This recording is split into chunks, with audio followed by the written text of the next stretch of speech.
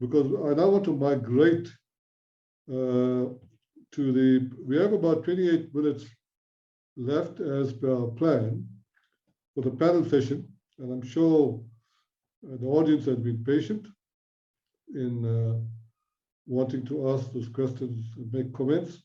So now is your time. But Malcolm, I'm going to take you on first because you want to get back to that DEARCOM meeting. Do you still want to get there right now, or do you have a few more minutes? Because I can take you on first. And if there's any questions and comments from the good audience, they can post it to you first. And then you can decide whether you want to stay or go back to the meeting, or you want to stay to the end of the meeting session. Okay? Sure, Vali. If possible, we are at the demand management country work stream at the moment. Yeah.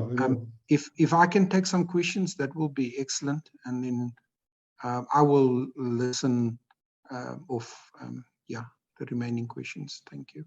Okay. Thank you, Chair. So let's take, in fairness to you, I'll take 3 comments or questions for you. If there's none, then you can leave, and you can follow it on the chat box, and you can respond, but we will all respond later on. Is that okay with you? Yeah, thank you, Chair. Okay, so let me now get to the audience. There's 274 still here. So maybe Secretariat, Dion, Impo, let me take, I won't take the chat box questions now. I think we can respond to that later on if you have time, or we respond to that after the meeting. So let's take any hands up, and the Secretariat must help me up here to identify the hands, and then we'll get Malcolm for now to respond ASAP. Okay, I can't see any on my screen, but maybe Secretariat, you must assist me here. Well, there's a question in the Q&A tab from Marcus addressed to Malcolm.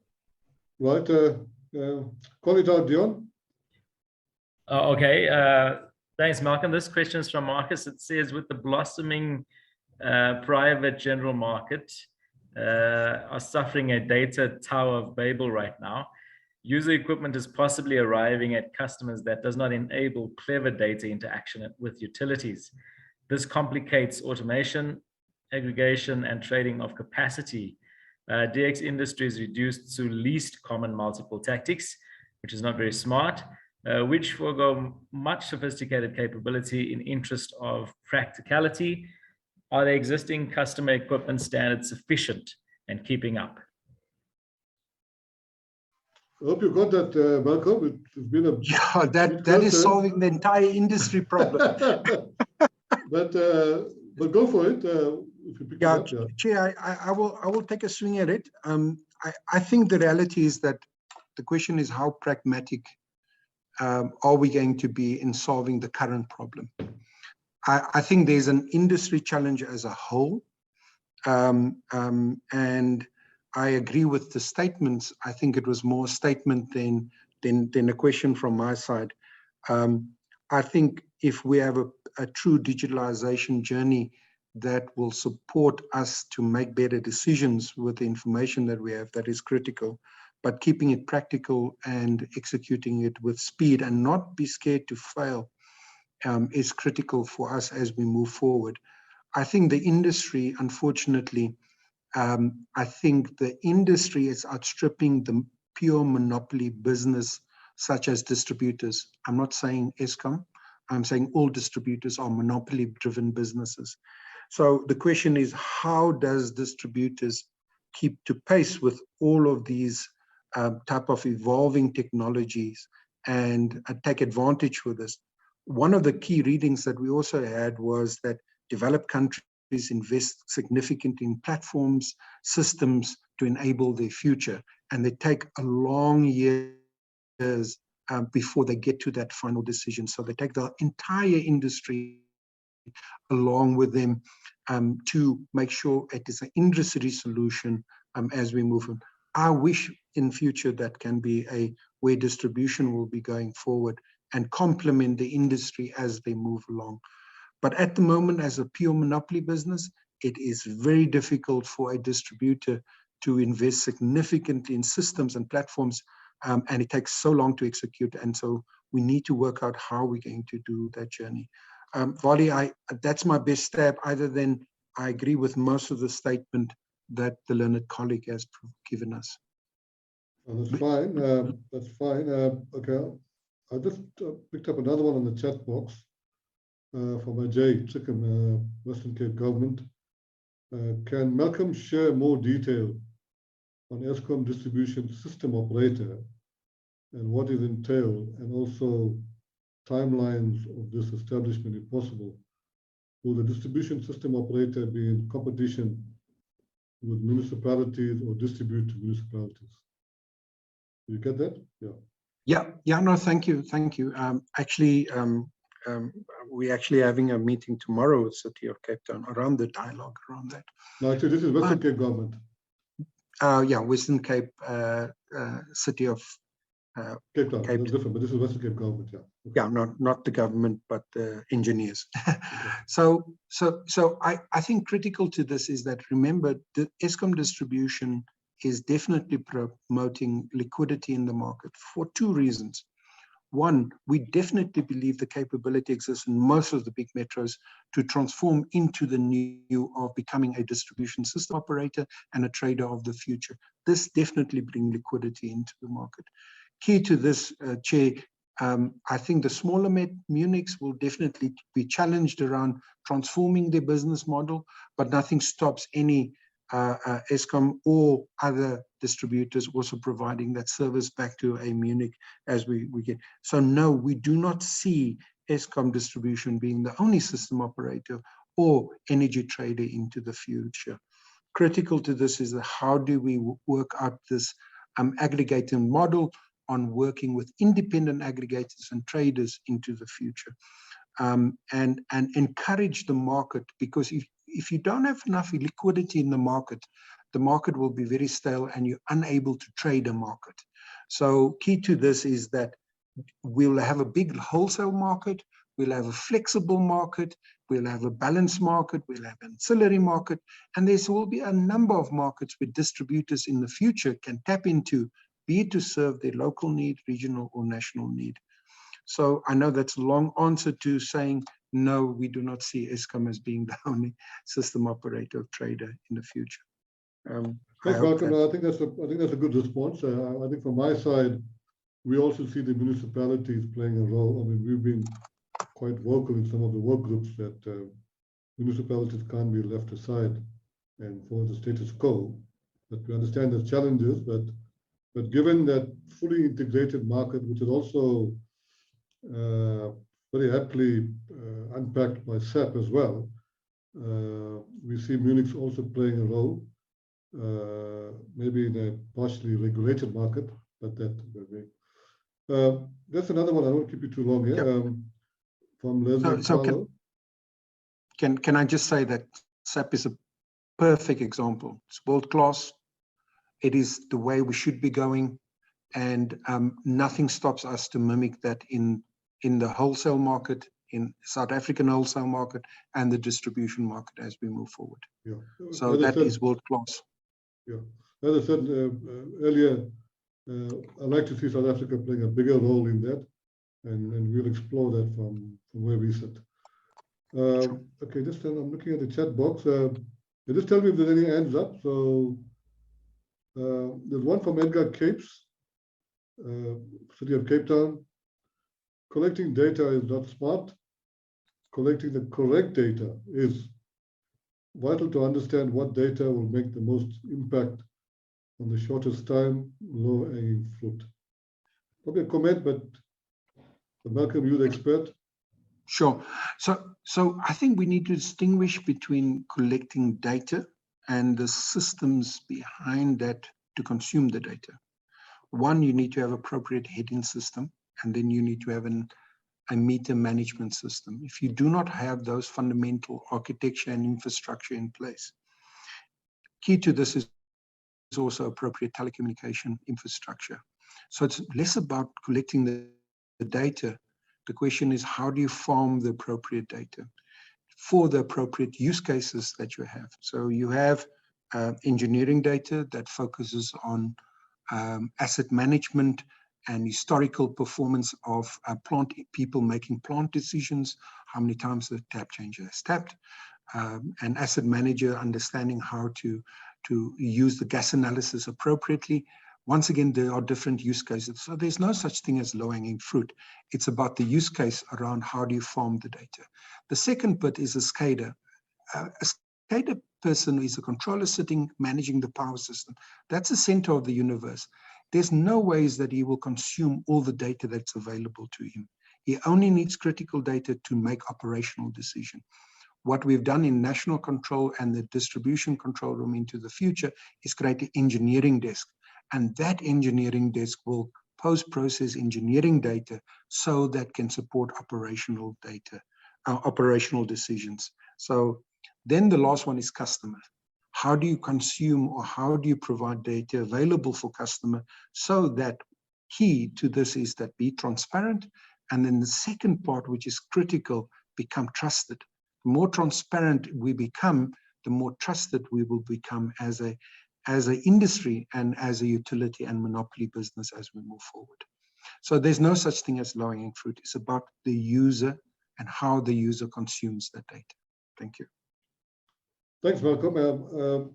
I think we've covered all the questions, but Dion, there's nothing else on the chat box that I picked up for Malcolm, and I don't see any hands. So, Malcolm, maybe we can let you go, and thanks for your patience and giving us extra time. So thank you very much, and we'll pass on any additional questions that come up from your comments. Thanks, Malcolm. Thank you, Valley, and yeah. Thank you, colleagues. Bye-bye. Thank you. Thank you very much. Okay, so we've got another just over 15 minutes, 16 minutes. I want to open up the session to the rest of the panel members. So the rest of the panel members will be Prof. Vickers, Fadikek, Prof. Pat Naidu, Tommy Garner, Rakesh Maharaj, Imzi Imzuleri from SAP. Yeah, so let's, and of course myself. If there's any questions and comments, let's take any hands first, and then we can go to the chat boxes. That's all. Dion and Impo, just help me out with the hands.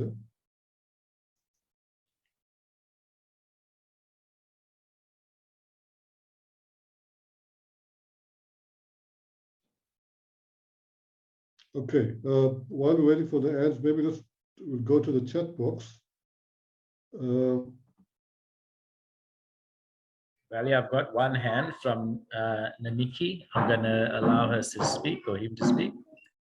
No, go ahead. Ask her to speak. She just identify herself, name and company, and then ask a question or comment.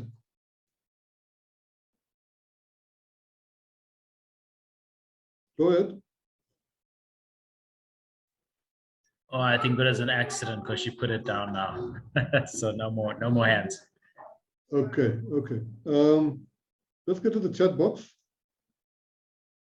Can Malcolm share more detail? Okay, good one. Data. Okay, there's a question here from Chris Plunderman. Tommy Garner, what did TPDDL do to get streetlight functionality from 40% to 99%? I'm not sure if you can answer that. But let me ask you the question. If you can't, we'll defer that. Valley, thanks, Chris. Apologies, man. I can only guess what they've done. I think it's obviously an integrated approach, starting with a digitized asset register. But yeah, I mean, there's many things that they've done there. I can't answer the specific question. Okay, okay. Dion, are there any other questions that you could pick up there? Otherwise, I've got a few questions myself. Are there any questions in the chat box to any one of the panelists, remaining panelists? We have a question for Professor Naidu from Professor Vickers, I think it is.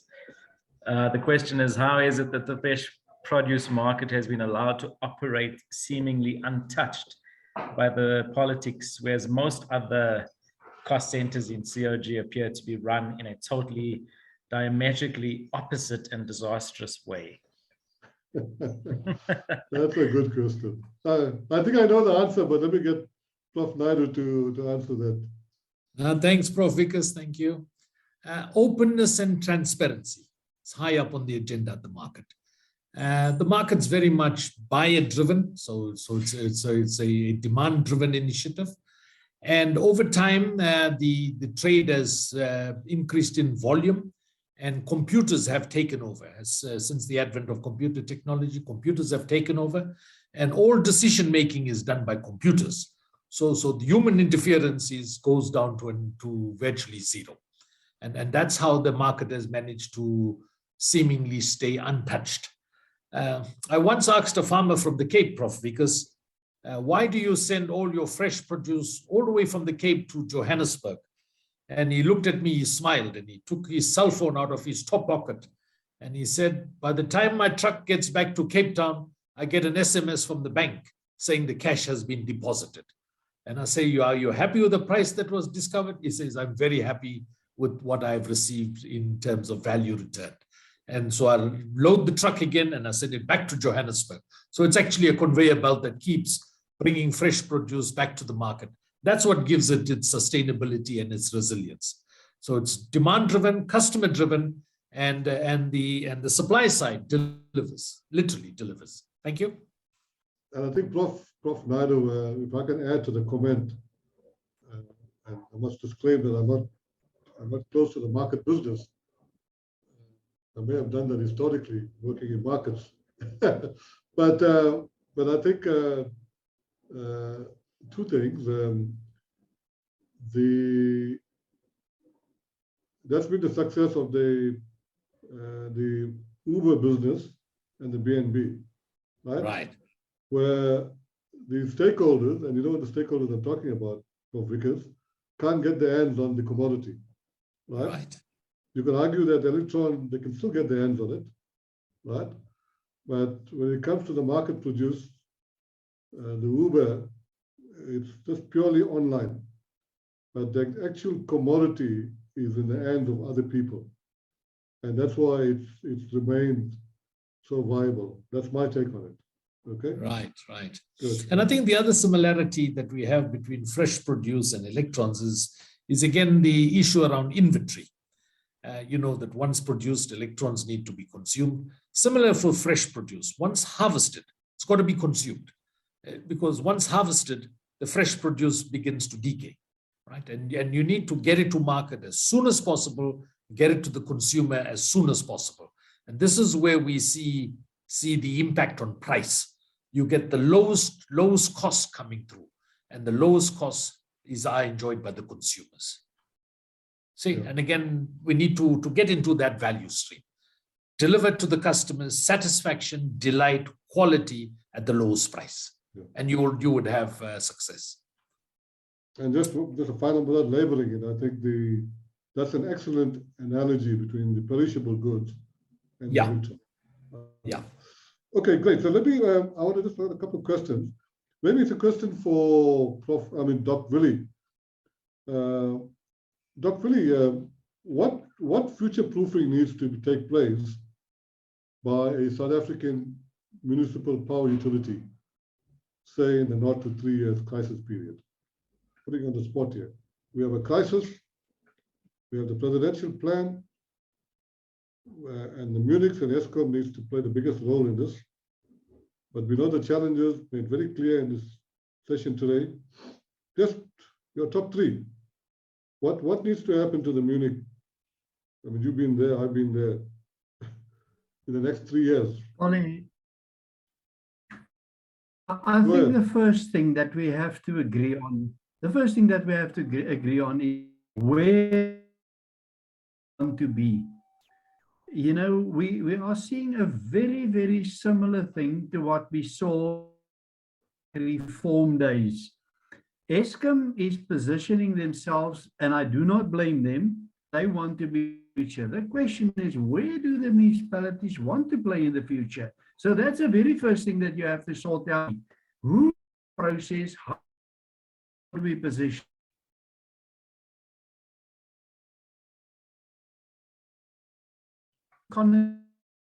clearly capability is not the same as other competitors in this area.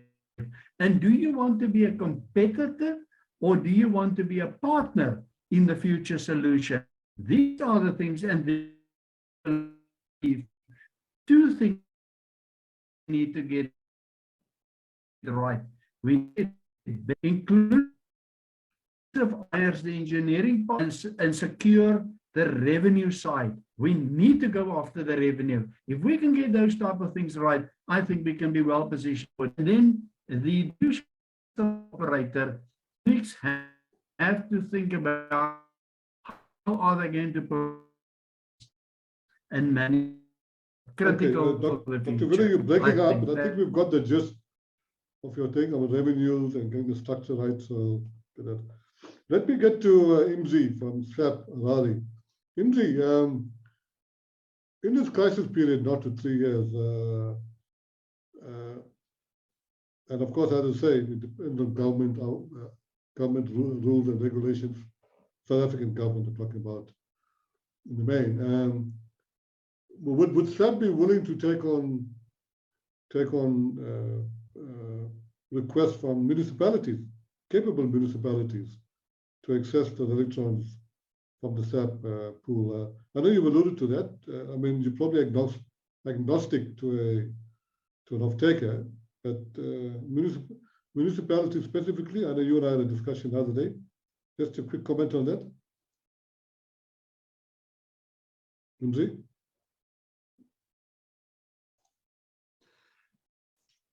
Yes, thank you. Thank you for the question. Definitely the answer is yes from a SAP perspective, because if you look in terms of the competitive markets, we really provide the platform for trading or for the power exchange.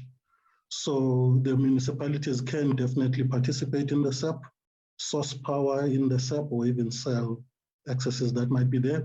However, we'll need to go through the administrative processes of getting the licensing, cross-border licensing, of getting the balance responsibilities in place. But all of this is doable from our side, from a platform perspective.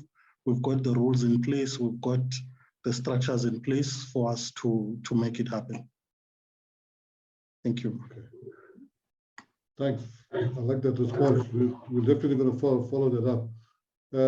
Tommy Garner, Tommy, in this not to 3 years crisis period, what can SAIEE members do?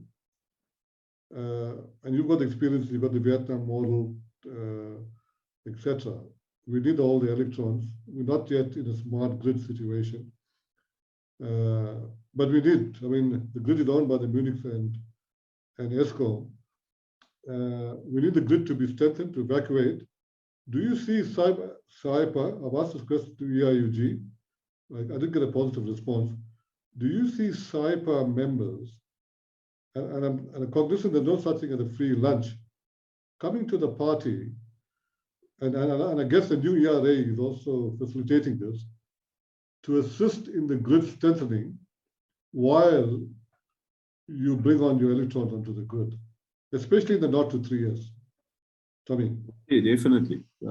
Positive in that. I mean, there's some of our members that's already busy with some municipalities in the Eastern Cape where the grid has literally fallen over, and where some of our members are offering the support to get it rectified and just to get reliability of supply. So the answer is definitely yes, we will support that. Okay, thanks, Tommy. I think that's important. Let me get to Rakesh. Rakesh, I want to just tap into your experiences in the PICC, the Presidential Infrastructure Committee Council, I think it is, strips 9 and 10. Just your experience there. What do you see in the next not to 3 years, as some of the key maintenance, refurbishment stuff that Munich and maybe ESCOM as well, that can latch into or needs to be done? Rakesh, you still done that? Yeah. Yes, sir. So, Valley, I think the first comment I would make is that the current 177 utilities, roughly 177 utilities, we cannot continue with that model. So consolidation has to happen. I think the next key thing is we have existing knowledge. So maintenance plans, equipment information, etc. The challenge is that still lies in the hands of a few municipalities, including Eskom.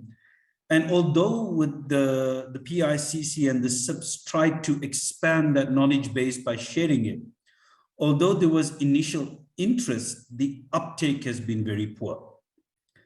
And I think what we now need to do is look at how do we have open platforms where everyone subscribes or has access to the information without trying to reinvent the wheel each time.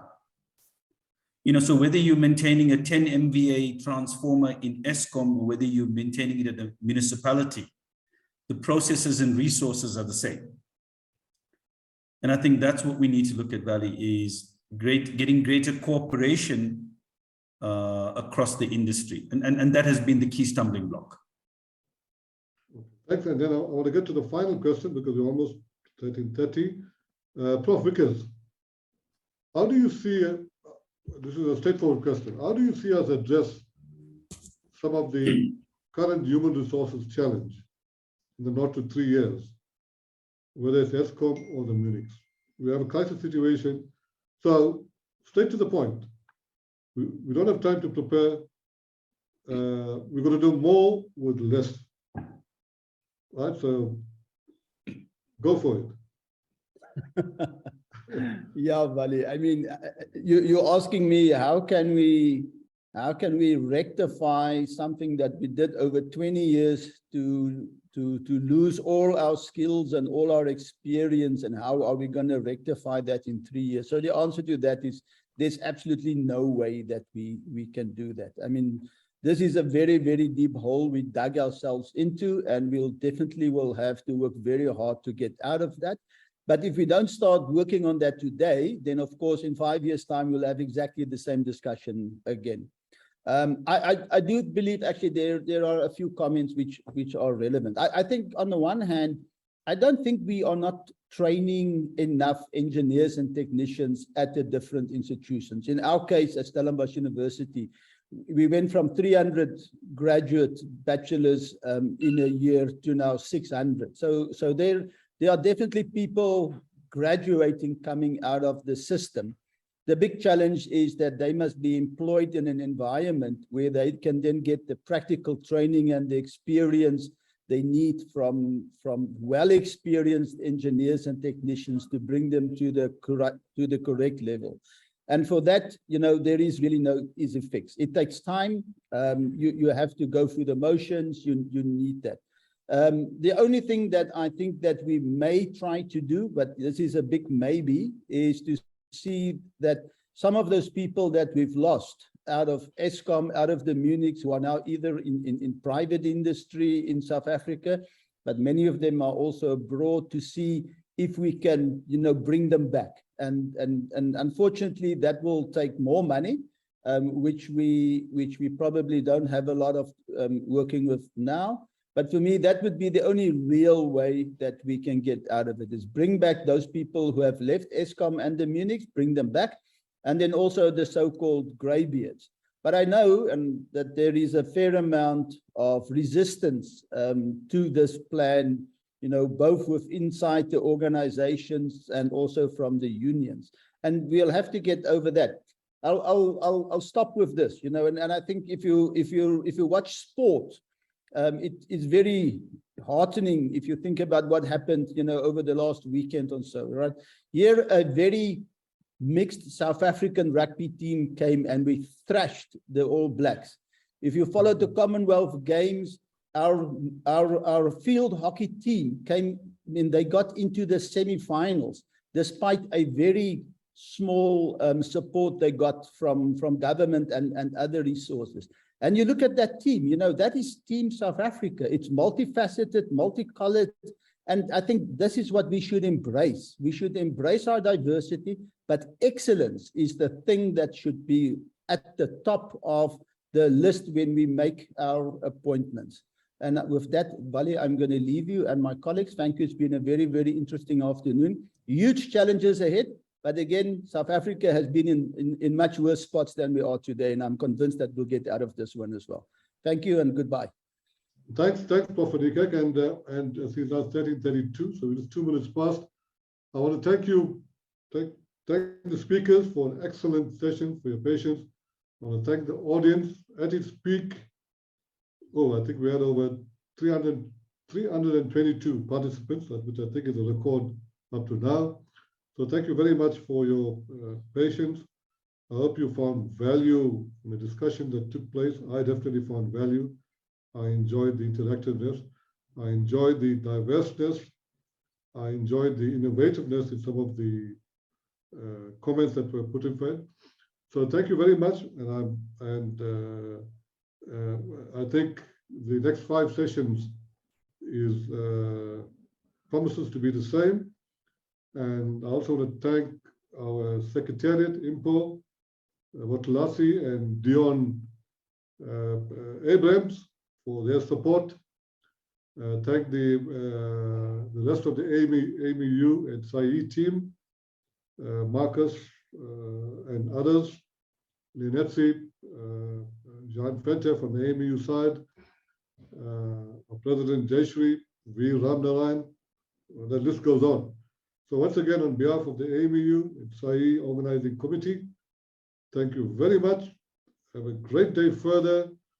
And we look forward to seeing you again tomorrow. It's on the 12th.